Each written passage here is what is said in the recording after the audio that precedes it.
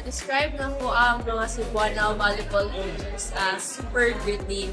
Kay, although tanan man players ng MVP, pero nag-yung spirit ang mga Cebuana o Cebuano nga kanang dili gyud mo give up basta pamalayo sa pamilya, like lahi gyud ang effort, lahi gyud ang level nga ihatag sa mga Cebuano sa sports.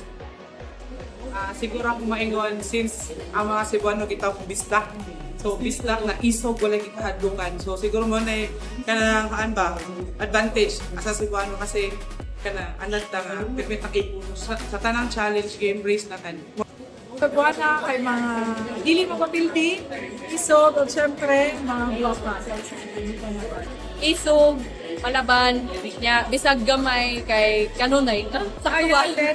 Siguro ang amo ang nag-stand out dito sa Manila as an athlete, siguro among gikapitan jud og maayo is amo ang experiences, life experiences na kailangan jud na mo i-push na mo amo ang self na yes, di talaga hindi jud sayon nga pagiging athlete, student athlete lalo na kay kailangan din na mo i-push para sa among family mo nang naabot mi karon sa among pangandi nga naami karon dire, which is nga amo lang jud i-prove sa among self ug sa among family na kaya namo.